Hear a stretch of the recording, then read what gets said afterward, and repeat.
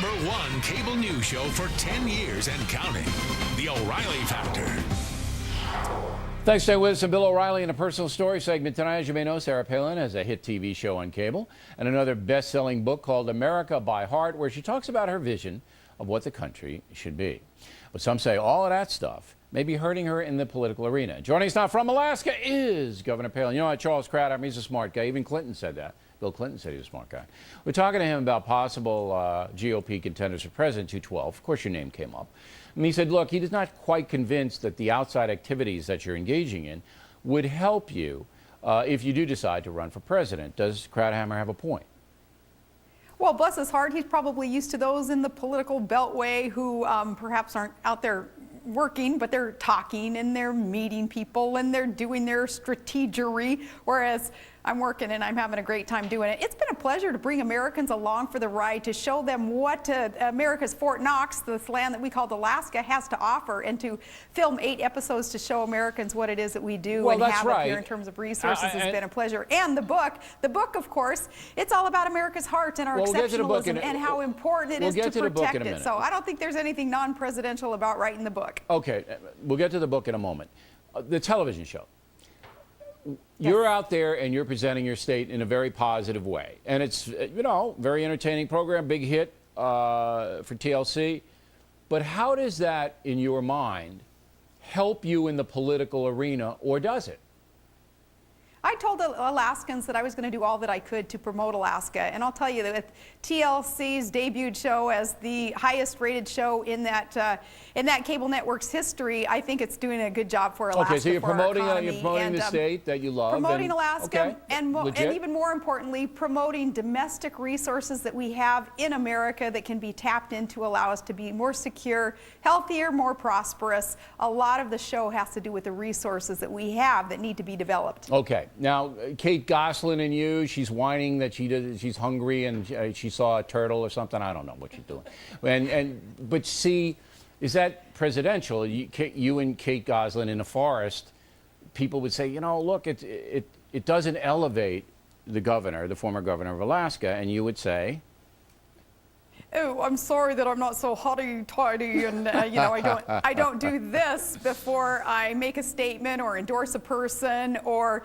portray a reality. Did you make fun of her, by the way? Life, I don't do that. When the cameras were off, did you mock Ms. Gosselin, or did you make fun of her? No, but that episode certainly reflected a life lesson that I'm a believer in, and that is life, it's 10% circumstances, 90% how you react to circumstances. I think that was illustrated. All right, so you wouldn't appoint her, Gosselin, to a cabinet position if you were in Washington or anything? She wouldn't.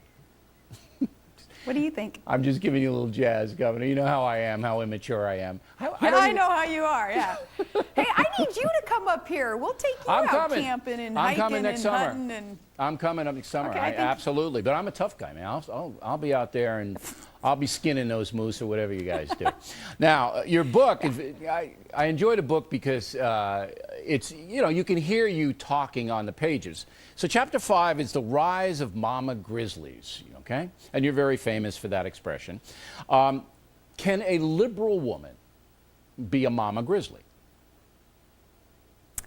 A liberal woman who understands that it's individual rights and responsibilities that can pull one person up when they are exercised appropriately certainly can be a mama grizzly, because a mama grizzly is all about protecting the young, and we protect the young by teaching them how to work, not rely on another bear, in our case, not to rely on bigger government to solve problems and to provide solutions to everything that we face. It's all about individuals, it's about family, it's about small community, it's about individual responsibility. Okay, so it would be hard for a liberal woman who believes in a collective responsibility to elevate everyone, that's the liberal philosophy, to be a mama grizzly, because you're basically saying, look, the real mama grizzlies teach their kids self-reliance, to not, you know, go into the big government and share the wealth, share the land type of thing. So it would be hard for a liberal woman to be a mama grizzly.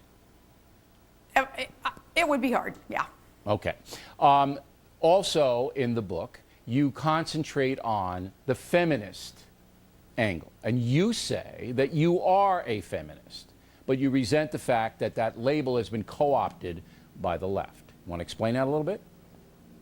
I think there's a lot of hypocrisy with women's rights groups and those who proclaim to be the only ones who can wear that mantle, that title of feminist. I think that they are, in some cases, hypocrites, and they do not empower women. In fact, they make women sometimes feel weak and incapable of taking care of themselves and their families, because so often these feminists think that bigger government needs to provide the tools, everything that we need in order to survive and thrive in this country. I don't believe that. I believe it's all about a person's character and their work ethic and how they choose to take care of themselves and their family. That is how we all can make for a better nation, as we all do that. And I think that too many feminists today have decided, and I think it's been the case since the 60s and the 70s, they have decided that women need someone to take care of them. That's the most hypocritical feminist mantra that there can be.